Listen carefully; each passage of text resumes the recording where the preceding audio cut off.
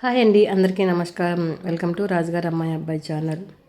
మా ఇంట్లో పూజా విధానం ఏ విధంగా చేసుకుంటాం అందిన మీకు చూపిస్తున్నానండి. అంటే మా అత్త వాళ్ళు, మా అమ్మ వాళ్ళు ఏ విధంగా అయితే చేసుకుంటున్నారో నేను కూడా అదే విధంగా చేసుకుంటున్నాను, మీకు చూపిస్తున్నాను. ఏదైనా సరే మిస్టేక్స్ ఉంటే నా కామెంట్ సెక్షన్లో చెప్పండి. రెండోసారి అవి జరగకుండా చూసుకుంటాను.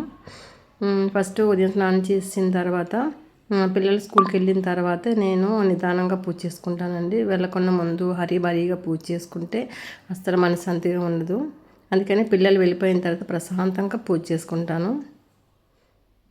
ఫస్ట్ పూజ దగ్గర ఉన్న పువ్వులు, అలాగే అక్కడ మనం పెట్టుకున్న దేవుడి దగ్గర పెట్టుకున్న వాటర్ కూడా మొత్తంగా తీసేసుకుంటాను, క్లీన్ చేసుకుంటాం అనమాట. స్నానం చేసిన వెంటనే ఫస్ట్ ఇవి తీసి పక్కన పెట్టేస్తాను నేను. ఇది ఇది వేసేటప్పుడు కూడా ఇంతకుముందు నేను ఏం చేసేదంటే ఇవన్నీ కూడా ఒక కవర్లో పెట్టుకునేదాన్ని.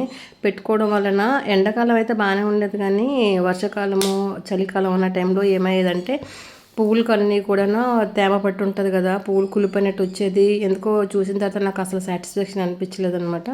అందుకని నేను ఇప్పుడు ఏం చేస్తున్నానంటే ఒక మొక్క మొదటిన మొత్తం అన్నీ కూడా కొబ్బరి చిప్పలు కానీ పువ్వులు కానీ మొక్క మొదటిన వేసి వదిలేస్తాను. అవి డ్రై అయిపోయి మొక్కకి ఎరువులా తయారవుతున్నాయి అన్నమాట. అది అయిపోయిన తర్వాత నేను సామాన్లు అన్నిన దేవుడి సామాన్లు డైలీ క్లీన్ చేయను, వీక్లీ ఒకసారి మాత్రమే క్లీన్ చేసుకుంటాను. దీపం పెట్టేటప్పుడు దీపం కుందులు క్లీన్ చేసుకుంటాను. ఒకవేళ లేదంటే కానీ కడిగేసి అలా పెట్టేస్తాను. నేను అలా 2-3 సెట్లు ఉంటాయి, ఒక్కొక్కసారి ఒకటి వాడుతుంటాను. నేను దేవుడికి వాటర్ పట్టేటప్పుడు కూడా మాకు డైలీ కూడా ఒక టైం లిమిట్ అంటూ ఉంటుంది అన్నమాట. ఆ టైంలోనే మంచినీళ్ళు అని వాటర్ వస్తూ ఉంటుంది. ఆ టైంలోనే దేవుడికి అందులోనే ట్యాప్లోనే డైరెక్ట్గా వాటర్ పట్టేస్తాను. మిగతా ఏమైనా ఎక్స్ట్రా కావాలనుకుంటే ఒక తపాల నిండుగా పట్టేసి ఉంచుకుంటాను వాటరు దేవుడి కోసం అని.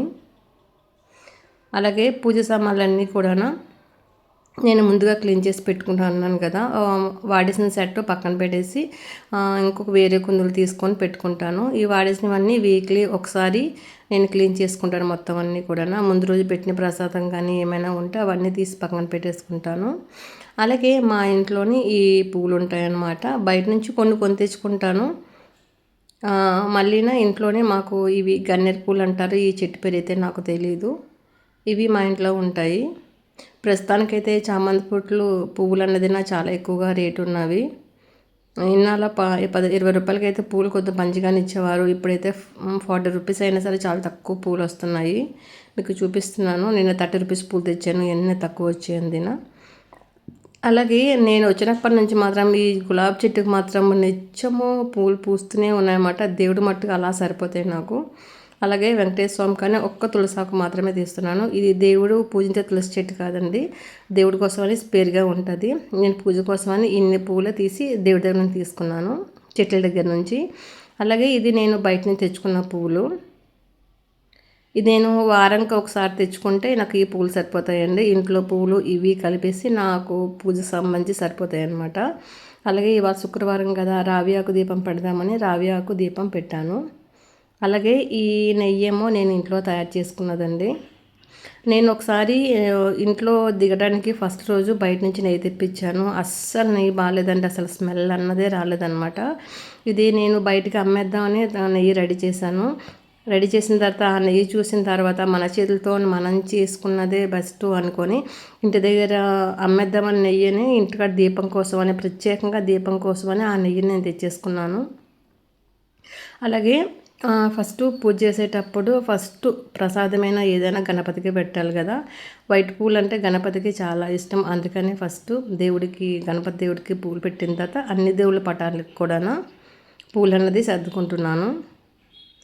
మొత్తము అన్నీ అయిపోయిన తర్వాత దేవుడికి దీపం వెలిగిస్తున్నాను.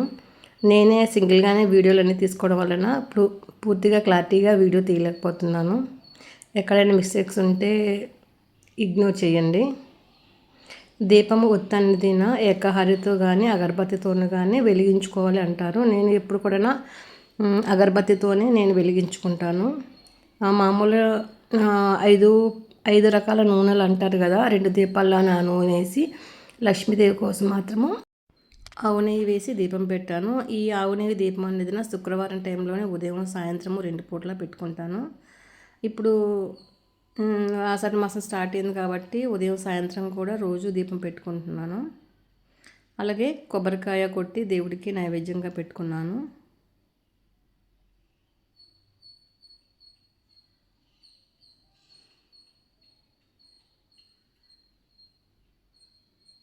దేవుడికి ఎంతో ఇష్టమైనవి లక్ష్మీదేవికి పాలు, బెల్లము ఈ రెండు కూడా శుక్రవారం, లక్షవారం నేను నైవేద్యం కింద పెడతాను. ఏ నైవేద్యం ఉన్నా లేకపోయినా సరే పాలు, బెల్లం కలిపి నైవేద్యం కింద పెట్టుకుంటాను.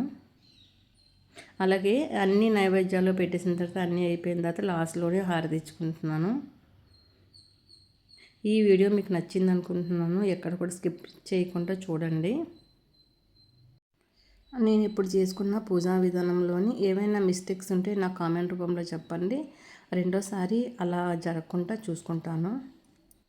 అలాగే దీపము ఆరతి చేసిన తర్వాత దీపము ఆరతి ఇచ్చింది డైరెక్ట్గా కిందన పెట్టకూడదటండి. అది ఒక ప్లేట్లోనూ ఇందులోనూ పెట్టుకోవాలంట. దేవుడికి మొత్తము అన్నీ సమర్పయామి అని దండం పెట్టుకుంటారు కదా, దండం పెట్టుకున్నాను. ఇది చేసేటప్పుడు ఒక్కొక్క దానికి ఒక్కొక్క శ్లోకం ఉంటుందండి. ఆరతిచ్చుకున్నప్పుడు, దీపం పెట్టుకున్నప్పుడు, ఫలాలు పెట్టుకున్నప్పుడు ప్రతి ఒక్కటి కూడా ఒక్కొక్కటి చేసేటప్పుడు ఒక్కొక్క శ్లోకం చెప్పిన తర్వాత లాస్ట్న దేవుడికి అమ్మ నేను చేసే పూజా విధానంలో కానీ ఏమైనా తప్పులు ఉంటే మమ్మల్ని క్షమించు. మాట చేత కానీ కర్మ చేత కానీ విన్నా చూసినా నా తప్పులను క్షమించు తల్లి.